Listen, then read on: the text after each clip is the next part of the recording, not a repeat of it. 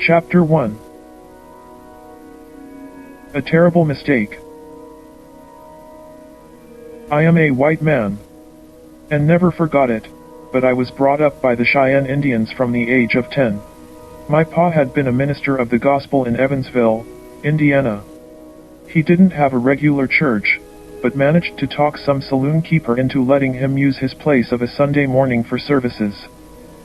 This saloon was down by the riverfront, and the kind of people would come in there was Ohio River boatmen, Hoosier four-flushers on their way to New Orleans, pickpockets, bully boys, whores, and such like.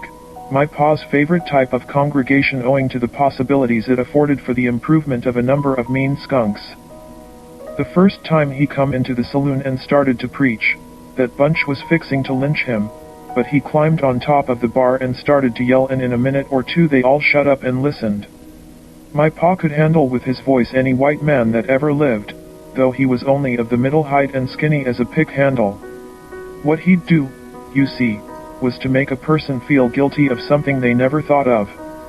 Distraction was his game. He'd stare with his blazing eyes at some big, rough devil off the boats and shout, "How long's it been you ain't seen your old ma?" Like as not that fellow would scrape his feet and honk his nose in his sleeve, and when my brothers and sisters carried around cleaned out spittoons for the collection, "Remember us kindly for our pains."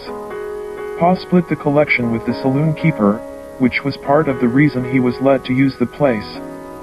The other part was that the bar stayed open throughout the service. My pa wasn't no Puritan. He'd take a shot or three himself right while he was preaching, and was never known to say a word against the drink, or women, or cards, or any of the pleasures. Every kind of sport has been invented by the Lord and therefore can't be bad in itself, he would say. It's only bad when the pursuit of it makes a man into a mean skunk who will cuss and spit and chew and never wash his face. These were the only specific sins I ever heard my pa mention. He never minded a cigar, but was dead set against chewing tobacco, foul language, and dirt on a person. So long as a man was clean, my pa didn't care whether he drank himself to death, gambled away every cent so that his kids starved, or got sick from frequenting low women. I never suspected it at that time, being just a young boy, but I realize now that my pa was a lunatic. Whenever he wasn't raving, he would fall into the dumps and barely answer when he was spoke to, and at his meals he was single-minded as an animal in filling his belly. Before he got religion he was a barber, and even afterward he cut the hair of us kids. And I tell you, if the spirit come over him at such a time, it was indeed a scaring experience. He would holler and jump and like as not take a piece of your neck flesh with his scissor just as soon as he would hair. My pa was making out right well in that saloon, although it is true there was a movement afoot among the regular preachers to run him out of town because he was stealing their congregations, aside from them middle-aged women who prefer the ordinary kind of Christianity that forbids everything, when he suddenly decided he ought to go to Utah and become a Mormon. Among other things, he liked the Mormon idea that a man is entitled to a number of wives. The point is that other than cussing, chewing, etc., my pa was all for freedom of every type. He wasn't interested himself in having an additional wife, but liked the principle. That's why my ma didn't mind. She was a tiny little woman with a round, innocent face faintly freckled, and when pa got too excited on a day when he wasn't going to preach and work off his steam, she would make him undress and sit in a barrel half and would scrub his back with a brush, which calmed him down after about 15 minutes. Pa took us all to Independence, Missouri, where he bought a wagon and team of ox, and we set out on the California Trail. That was near as I can figure the spring of 1852, but we still run into a number of poor devils going out on the arse end of the gold rush that started in '48. Before long we had accumulated a train of 7 wagon and 2 horse, and the others had elected pa as leader, though he didn't know no more about crossing the plains than I do about the lingo of the heathen Chinese who in later years was to work 16 hours a day building the Central Pacific Railroad. But given to shouting the way he was, I think they figured since they couldn't shut him up, might as well make him boss. Then too, every night stop he would preach around the fire, and they all required that, because like everybody who gives up everything for the sake of one big idea, they periodically lost all of their hopes.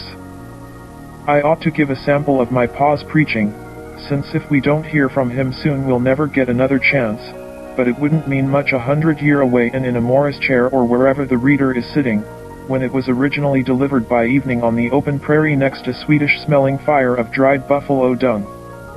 It might seem just crazy, without showing any of the real inspiration in it, which was a matter of sound rather than sense, I think, though that may be only because I was a kid at the time. The ironical thing is that my pa was somewhat like an Indian. Indians. Now and again, crossing the Nebraska territory, following the muddy Platte, we would encounter small bands of Pawnee. Indians was Indians to me, and of course as a kid I approved of them generally because they didn't seem to have a purpose. The ones we saw would always appear coming over the next divide when the train was a quarter-mile away, and would mope along on their ponies as if they were going right on past and then suddenly turn when they got alongside and come over to beg food. What they wanted was coffee and would try to get you to stop and brew them a pot, rather than hand out a piece of bacon rind or lump of sugar while rolling. I believe what they preferred even better than the coffee, though, was to bring our progress to a halt. Nothing drives an Indian crazy like regular, monotonous movement. That's why they not only never invented the wheel, but never even took it up after the white man brought it, as long as they stayed wild, though they were quick enough to grab the horse and the gun and steel knife. But they really did favor coffee, too, and would sit on their blankets, nodding and saying how after every sip, and then they chewed the biscuit my ma would also hand out, and said how after every swallow of that as well. Pa, as you might expect, was much taken with Indians because they did what they pleased, and he always tried to involve them in a philosophical discussion, which was hopeless on account of they didn't know any English and he didn't even know sign language. And it is a pity, for as I found out in time to come, there is no one who loves to spout hot air like a redskin. When the Pawnee were finished they would get up, pick their teeth with their fingers, say how a couple of times more, climb on their ponies and ride off, with never a word of thanks, but some of them might shake hands, a practice they were just learning from the white man, and as anything an Indian takes up becomes a mania with him, those that did would shake with every individual in the train, man, woman, and child and baby in the cradle. I was only surprised they didn't grab an ox by the right forefoot. They never said thanks because it wasn't in their etiquette at that time, and they had already shown their courtesy with them incessant how-hows, which is to say, good. You can look the world over without finding anyone more mannerly than an Indian. The point of these visits had somewhat to do with manners, because these fellows were not beggars in the white sense, the kind of degenerates I seen in big cities who had no other means of support. In the Indian code, if you see a stranger you either eat with him or fight him, but more often you eat with him, fighting being too important an enterprise to waste on somebody you hardly know. We all could have run into one of their camps, and they would have had to feed us. This entertaining kept getting bigger every day, because I figure one Pawnee would tell another, you ought to go over to that wagon train and get some biscuit and coffee, and as we traveled with the ox only about 2 miles an hour when moving, and stopping to brew coffee slowed it down even more, we was in range of the tribe for several weeks. Larger and larger bands would show up, including women and even infants in seats fixed up on lodge poles trailing behind the horses, the so-called travois. So by the time we reached Cheyenne country, in the southeastern corner of what is now the state of Wyoming, and it started all over again with a new tribe, everybody in the wagons had used up their coffee, making that the principal supply we intended to lay in on the stop at Fort Laramie at the junction of the Laramie and North Platte rivers. At Laramie, though, they had run out of the beans and did not expect another shipment for a week, that being some years before the railroad. Oddly enough my pa would have been willing to wait, but the others were hot to get on out to California, being they was already 3 years behind time. Jonas Troy was an ex-railway clerk who had come out from Ohio. I remember him as wearing a little fringe of beard and having a skinny wife and 1 kid, a boy about a year older than me, a very nasty child who tended to kick and bite when we fell out at play and then when you got him back would cry. Indians, said Mr. Troy, like whiskey even more than coffee, so I heard. Besides, it's easier to serve. You don't have to stop rolling, just tip the jug. Troy and my pa at this minute were standing in front of the stores at Laramie that were built into the inside of the stockade wall. Must have been a dozen people past them during the time they arrived at that decision. Who could have told them otherwise and saved their lives? Trappers, scouts, soldiers, even Indians themselves, but of course they never thought of asking Troy because he believed in anything thought up by himself and confirmed by my pa, and pa because on the basis of his encounters with the Pawnee he figured he knew an Indian to the core. Sure, said Pa, I can tell you, Brother Troy, that the nature of the fluid don't concern the redman. It is the act of libation itself. Remember, it is written in the Book of Mormon that the Indian comprises the lost tribes of Israel. That accounts for my difficulty in speech with them noble specimens along the Platte, knowing not a word of Hebrew, though I intend to give it study when we reach Salt Lake.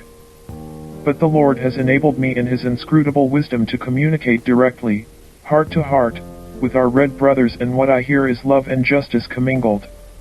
So they bought a number of full jugs from the traders, and shortly thereafter we pulled away from Laramie without any coffee. I can still recall seeing the fields on the west side of the fort covered with junk thrown away by others who had gone before, oak tables and chairs, bookcases with glass doors, a sofa covered in red plush.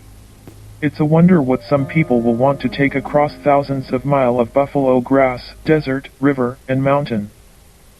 There was even a lot of books laying there, all swole up from the weather and bust open, and my pa took time to run through some of them in hopes of finding the Book of Mormon he talked about but actually had not ever seen a copy of, having got all his information on the Latter-day Saints from some traveling tinker who come in the saloon in Evansville and was drunk at that. As a matter of fact, now that I look back on it, I don't think my pa knew how to read, and such parts of the gospel as he could quote he had heard from other preachers when he was still a barber. A day or so from the fort, on the south side of the North Platte, still in rolling grass country, though up ahead the bluffs began and beyond them the Laramie Mountains showed peaks of snow, and the date I reckon to have been in early June, we had our chance to give Troy's theory a workout. For here, from the direction of the river, their ponies' feet still dripping water, come a band of about 24 Cheyenne braves. The Cheyenne is a handsome folk, often tall and straight-limbed, and like all great warriors the men tend to be vain. As courtesy would have it when upon a visit, these fellows were all decked out in bead necklaces and breastplates of joined bones, and their hair was braided with that ribbon the traders carry.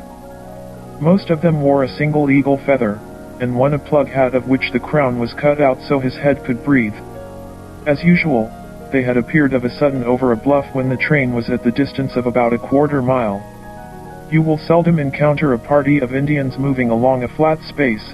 They go along level ground, of course, but the usual white man won't catch them at it. Even after I lived among redskins for some years I couldn't explain how they know when other people are in the neighborhood. Oh, they drive a knife blade into the earth and listen at the haft, but you can't generally hear your prey unless it's galloping. Or they might pile up a little cairn of stones at the top of a divide, and with that as cover for their head, spy around it down the valley. But the plains is one swell after another, like ocean waves frozen in position, and since all you can see from one rise is the intervening stretch to the top of the next, you will miss whatever is beyond it. And the Indians don't pick every divide, just certain ones, yet when they do look, they generally see something. Troy's idea about serving the whiskey from the rolling wagons was a bust before it was tried. A moving wagon of that era was about as steady as a sleigh being dragged across a field of dry boulders, and the bumping was enough to shake a piece of bread to pieces before it reached your mouth, let alone a drink of any description. Besides, the Cheyenne were in a formal mood and dismounted soon as they reached us, coming over to shake hands first, so we surely had to stop. The fellow in the plug hat was their leader. He wore one of those silver medals that the government give out to principal men at treaty signings. I think his showed the image of President Fillmore. He was older than the others and he carried an ancient musket with a barrel 4 foot long. Now I haven't referred to her before, but my eldest sister was 6 foot tall and, being very strong of feature, she was still unmarried at more than 20 years of age, a great big raw-boned girl with a head of flaming orange hair. She used to spell Pa in driving the ox team and could throw a whip better than any of the men except Edward Walsh, who was an Irishman out of Boston weighing 200 pounds and as a Catholic never cared for Pa's preaching but was tolerant about it since other than his family there wasn't any more of his own kind along. The others tolerated him because he was so big. This sister's name was Caroline, and on account of her size and doing a man's work, she wore men's clothing on the trail boots, pants, shirt, and flop hat although there were those who thought the worse of her for it.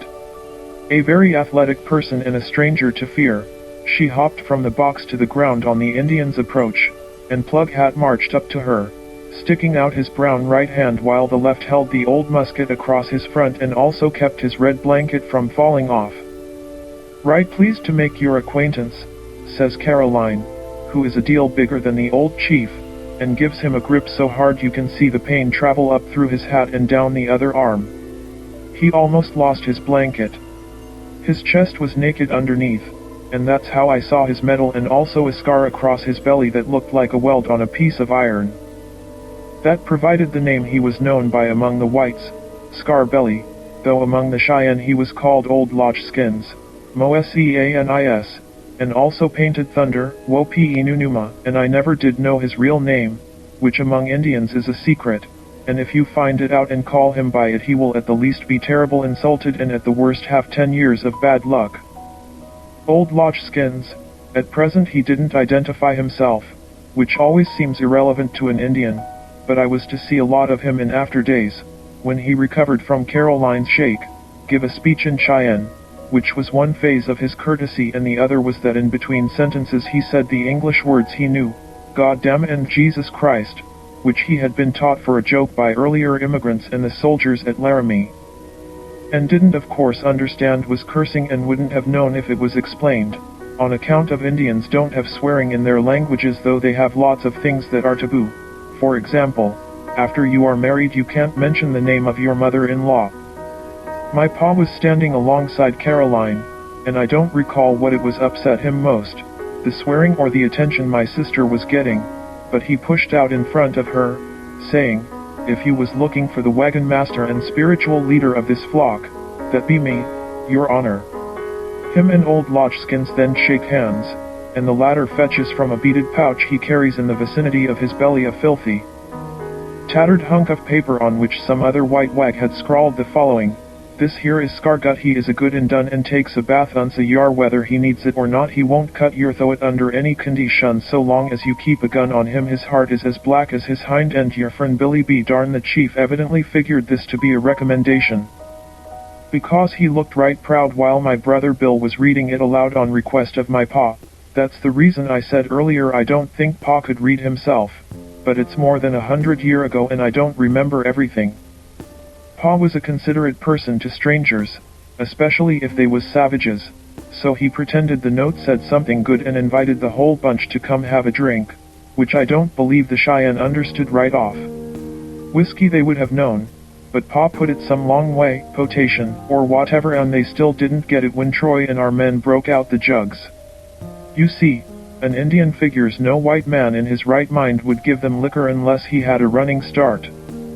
The traders always left the whiskey negotiation till last, brought out the barrels, and rode off fast as they could go.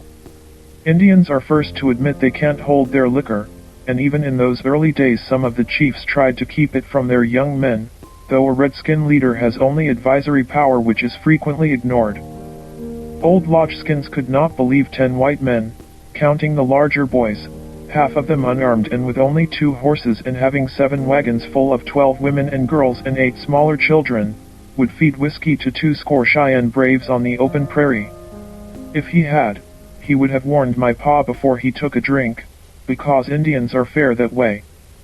They don't feel any guilt about what they do under the influence of liquor, regarding it as a mysterious sort of power like a tornado, and you don't see reason to blame yourself for knocking a fellow down if a high wind picks you up and throws you into him, although if you see it coming you would tell him to move clear. So with an Indian when he hits the booze, if he hasn't anything against you. Old Loch Skins took the tin cup my pa handed him and drained it in one swallow, as if it was water or cold coffee, tilting his head back so far the plug hat fell off. The drink was already down his gullet before he altogether comprehended the nature of it, and you might say simultaneous with that recognition he became instantly drunk, his eyes swimming with liquid like 2 raw eggs. He fell over backwards on the earth and kicked his feet so hard one moccasin flew off and hit the cover of our wagon. His musket dropped, muzzle down, and packed some dirt in the end of the barrel, of which we'll hear more later. Meanwhile our men politely ignored him and passed on to the other Indians. Not having brought out more cups, they handed around the jugs, grinning and shaking hands, and Troy thought his idea was proceeding so well that he started a practice of slapping the braves on the shoulder as if they was saloon cronies. Now I could see, at the age of 10, that the Cheyenne didn't get the import of that, giving him a present with one hand and striking him with the other, and both by an individual of a different race, would call an Indian's whole code of manners into question, as it would with a horse you fed and flogged at the same time. The others weren't so quick to fall drunk like old lodge skins, with whom it was more the surprise than the beverage. Having seen him, they were somewhat prepared well as a redskin can ever be and went under the influence by stages, sort of pathetic gratitude when they was handed the jug, puzzlement when Troy hit their shoulder, then a slow beginning of elation when the stuff hit the stomach, all this fairly quiet, except of course for the how-hows and mutterings of satisfaction. We might still have got away after everybody had one round apiece, but old Lodgeskins come back to life, got up, and indicated he would swap his pinto pony, his plug hat, his government medal, his musket, in fact, everything down to the breech clout, for a second swallow. Never mind that, says PA, it ain't going to cost a desert patriarch nothing to partake of our hospitality. I just wish I could talk Hebrew. With that, he hands the chief a whole jug all for himself. Troy gives seconds to a flat-nosed brave and claps his back. This fellow, whose name was Hump, swallows slow, licks his lips, hands back the jug, grimaces like he smells something stinking, then begins to howl like a coyote under a full moon. Everybody else is still quiet at this point, so it sounded funny, and old Lodgeskins takes a breath between pulls at his own jug and looks glassy-eyed at Hump, which seems to annoy the latter, for he draws his iron tomahawk and starts at the chief, who lifts up the ancient musket and fires it at the other, but the earth, remember, is packed into the muzzle and the barrel peels back, like a banana skin, almost to the lock.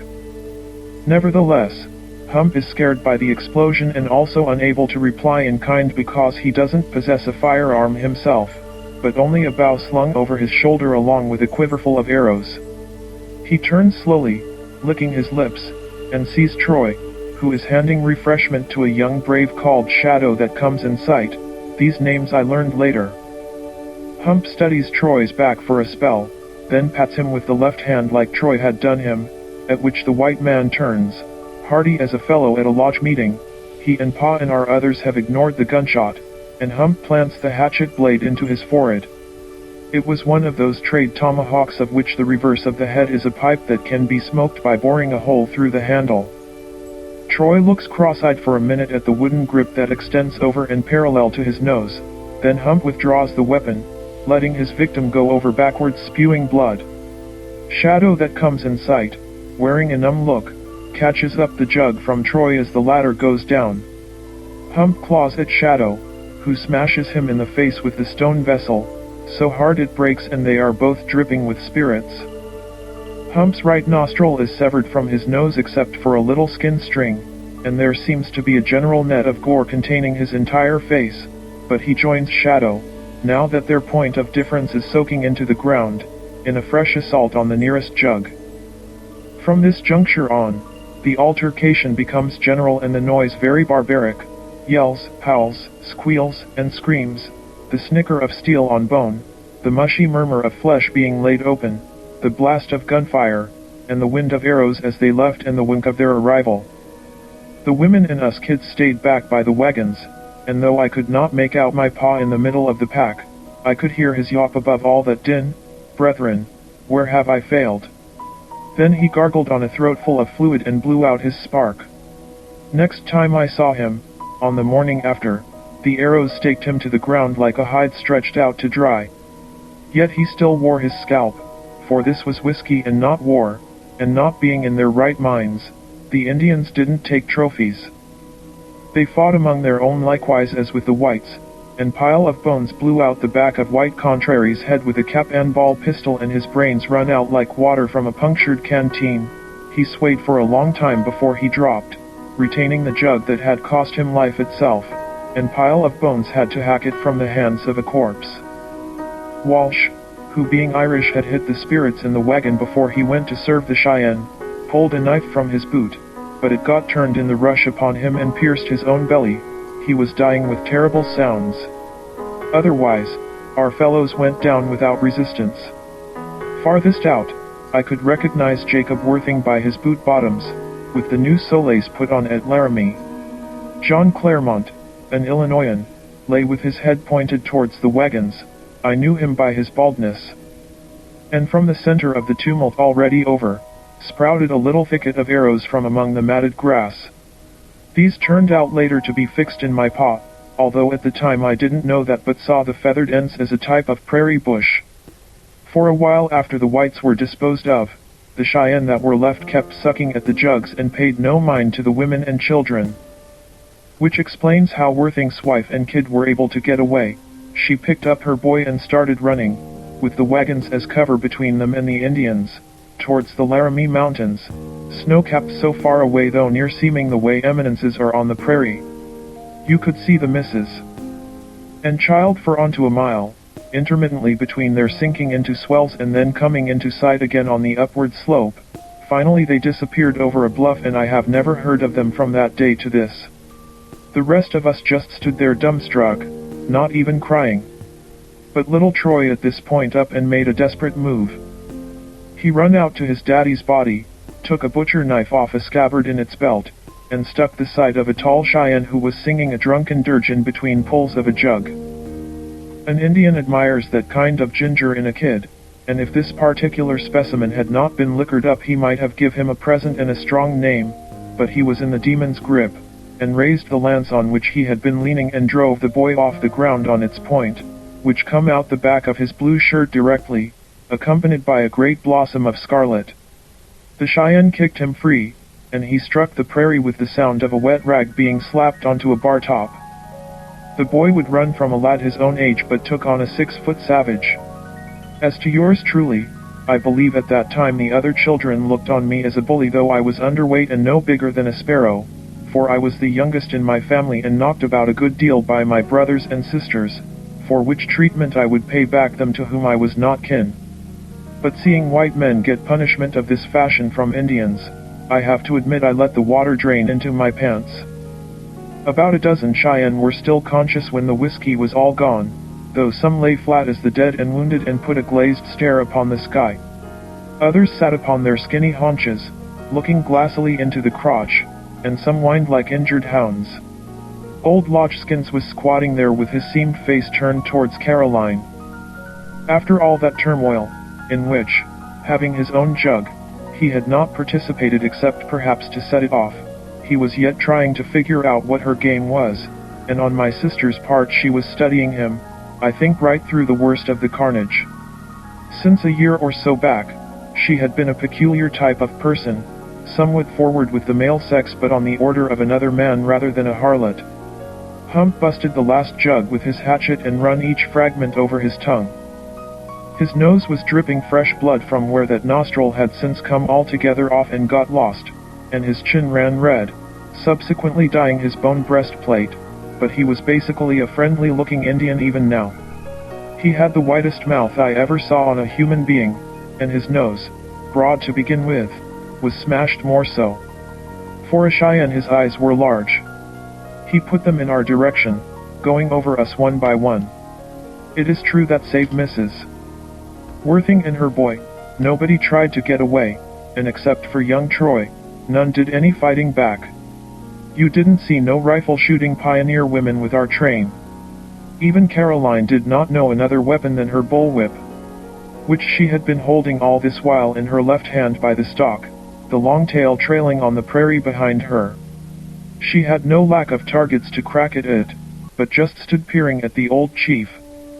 One of our couples was originally out of Germany, called by everybody Dutch Rudy and Dutch Katy, simply the two of them without offspring. Round, pink-faced individuals, 200 pounds apiece and losing not a gram in those weeks upon the trail, on account of they had brought their wagon filled with potatoes. I could now see Dutch Rudy's belly rising like a hillock from the plain, some yards out. Dutch Katy was leaning against their wagon, 2 along from ours, wearing her blue sunbonnet, and where her hair showed it was pale and fine as corn silk. Like all women of them days, she was more or less shapeless in her dress, except there was a lot more of her. She was a great hunk of flesh, and on her is where Hump's eyes came to stay after their travel. Across he staggered, and Katy knowed it was for her and started to appeal in Dutch, but as after a bit it was clear he didn't mean to kill her, or not anyway until he had his pleasure, she went down on the ground slowly as if melted by the sun, and Hump ripped at the gingham and stuffs beneath until he laid her thick flanks bare, pressing his swarthiness between them, him all dirt, blood, and sweat and coughing like a mule. Dutch Katy, like all her countrymen, had always been a maniac for keeping clean. She used to wash at every stop, going in the river while wearing a loose dress for modesty, and had had some clothes escapes from the quicksand of which the Platte was full. I remember once they had to throw a line over her and draw her out by ox. This event touched off a general movement by the Cheyenne towards our women, and since there was more of the former than the latter, again the strife began which had so lately ended over the whiskey, and again Indian felled Indian, but enough was left to mount the widows of Troy and Claremont, and the Jackson sisters, and if you think there was outcry on the part of the victims, you are wrong, while those who were not raped stood watching those who were as if waiting their own turn. Their children clustered around them. Now Caroline at last woke up when Spotted Wolf come towards my mother. She shouted at old Lodge Skins, who simply grinned in answer. My 15-year-old brother Bill, and Tom who was 12, they broke and run under the wagon, among the buckets hanging there. That left me, with my wet pants, and my sisters Sue Ann, 13, and Margaret, 11, and we was hugging Ma. Caroline tried once again to get the chief's intervention, but it's likely that he never knew what she wanted, and it's sure he could have done nothing if he had, and the shadow of Spotted Wolf, an enormous Indian, was already across us and we could smell his stink. My ma was praying in a low moan. I looked up and saw the Cheyenne's face, which was not wearing what you generally think of as a cruel or indecent expression, but rather one kind of dreamy and genial, like he had every okay for his lust. At that moment the black lash of Caroline's whip snaked around his throat, drawing up the bear claw necklace there, and he went over backwards, cracking his head on a rock and didn't get up. You go with the kids to climb in the wagon, Ma, said Caroline, coolly withdrawing her whip into a big loop. None of these individuals will trouble you further. Caroline was completely self-possessed as she said this. She was as arrogant as my pa. Old Lodge Skins was pointing at the unconscious body of Spotted Wolf and laughing his guts out. That irked Caroline, but also pleased her, and she flicked her whip sort of flirty at the chief. He flopped onto his back with his arms crucified and laughed his old mouth, dark as a cave full of bats, into the sun. His foot was still bare and his busted gun lay near him like the skeleton of an open umbrella. Ma did what Caroline said, gathered us kids together, including the 2 cowards down among the ox dung, and we went into the wagon, where we found room for all of us, though there really wasn't any, what with the furniture, boxes, and bags that represented our worldly goods. Tom's shoe was in my face, rather nasty considering what he had walked in, and I was wrapped around a barrel now full of crockery but which had once held salt fish and never lost the aroma, but we was lucky to be alive, so you didn't hear no complaints. All afternoon we stayed there. It was like being closed up in a bag lying in the sun, because the junk in the wagon bed cut off the air without insulating any. Outside the noise died away within an hour, and when after mid-afternoon Bill took nerve to raise the side canvas and peep from under, he reported no one standing within the range of his eye. We then all shivered at the squeak of somebody climbing into the box out front, but Caroline soon poked her head in through the puckered opening and said, "All quiet, folks. You stay where you are and don't worry none. I'll be sitting right here all night." Ma whispered, Can you do anything for your poor pa, Caroline? What become of him? He is stone dead, said Caroline, plenty disgusted, and all the rest along with him, and I got enough to do right here without keeping the buzzards off them. You know, said Ma, addressing us all, if he had had time to learn the Hebrew lingo he would have been all right. Yes, Ma'am, answered Caroline and withdrew. I managed after a while to drop off and wrapped around that barrel I stayed asleep till dawn, at which time Sue Ann poked me awake with a spade handle maneuvered through the baggage. They were all the rest of them up and out, and I crawled forth sore of body but empty of mind until I touched the earth and heard the sound of shovels. The surviving women, and that I believe was all of them, for they had been smart enough not to resist, and when finished the drunken Indians had been too weak for further mayhem and collapsed, were digging graves with the help of the older children. Already before dark on the afternoon before, what with the hot sun, the coyotes, and carrion birds had got quick wind of the matter and paid the field a visit. The results was fairly evil. Now with people moving, the birds wheeled high and the coyotes sat out on the prairie just beyond gun range. The Cheyenne were all gone, and they're dead with them. When I asked Caroline, who claimed to have been awake all night and would know, she said, "Don't you worry none about that, but go and help the folks with PA." It was then I saw my pa for the last time, as hitherto described. Ma and the rest of the family unpinned his body from the ground, and we lowered him into the shallow grave dug by Caroline and filled it in, which took quite a few shovelfuls, as I recall, to cover the end of his nose. Nearby, Dutch Katie was performing the same service for Dutch Rudy. She was wearing a fresh dress and her fair hair was dark with wet. It was plain she had already been down to the river for her bath. I won't say I never saw a dirty German, but the clean ones go to an excess. Now we was just finished putting our menfolk under the sod, when someone looked up and shrieked like a crow, and there was the Cheyenne coming down the rise.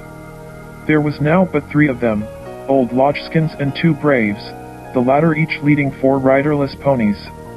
They showed no preparation for violence, but this second appearance was too much for most, and for the first time our people began to yell and cry.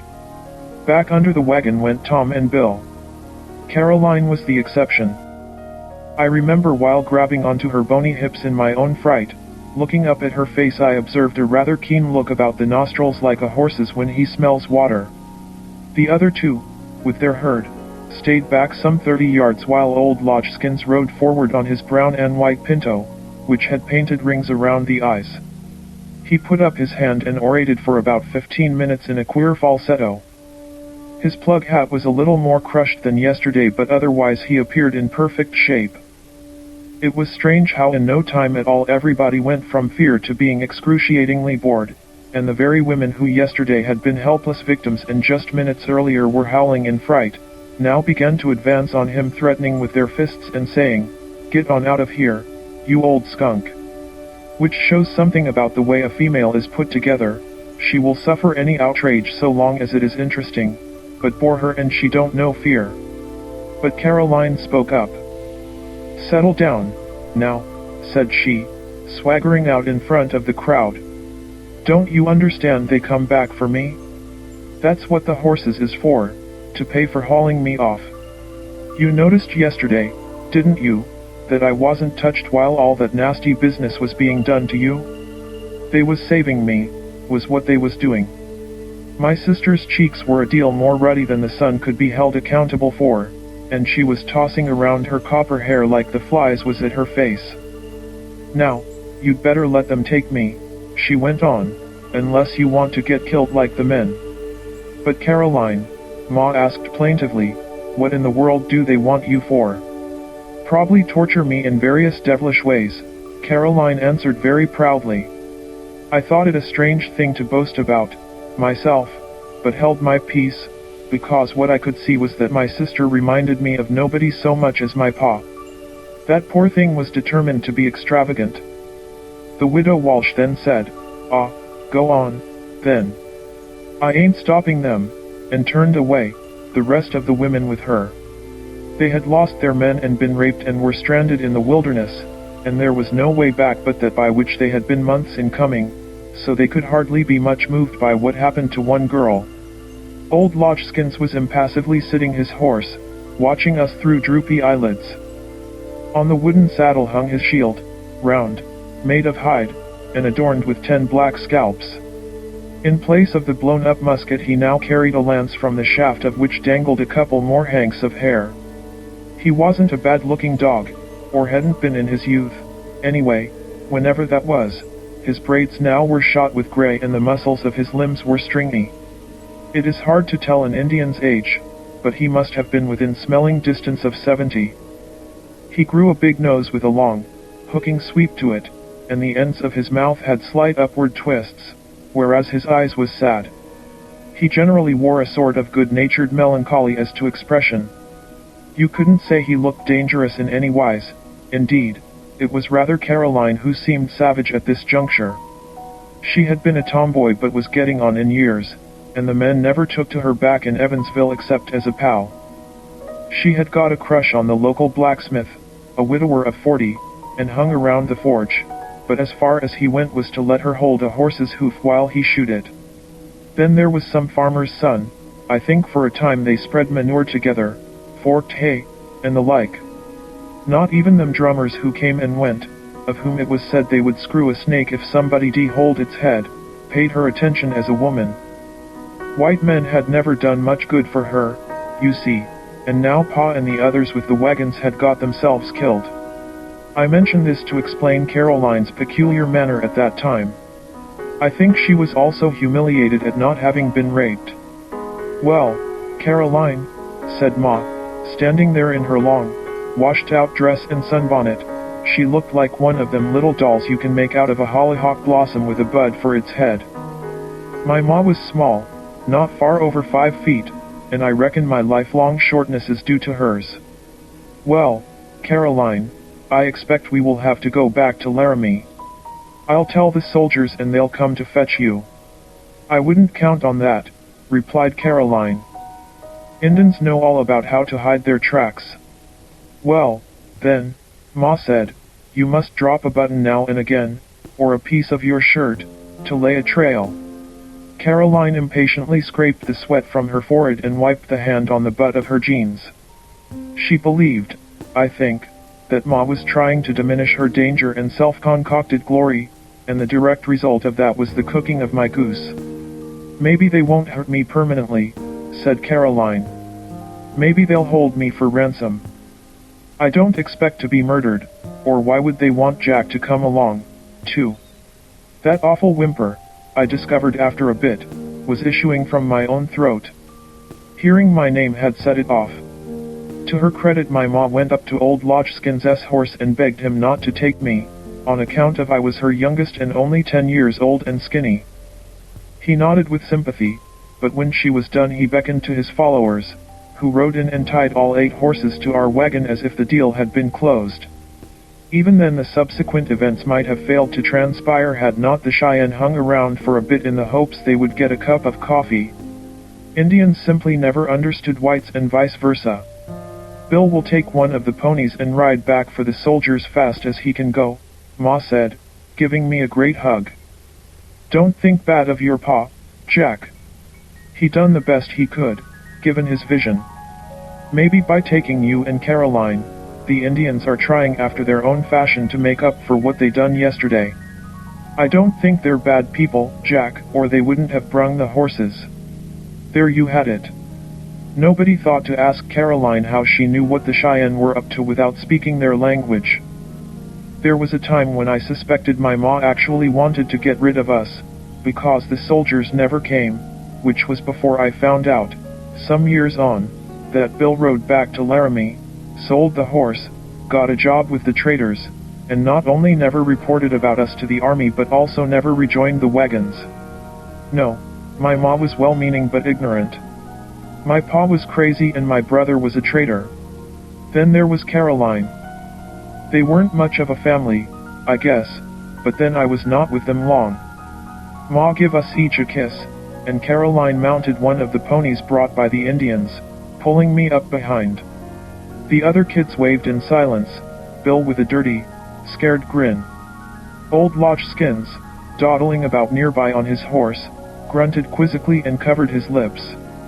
I didn't know then that this is how Indians show astonishment. Their mouth falls open and they cover it so their soul can't jump out and run away.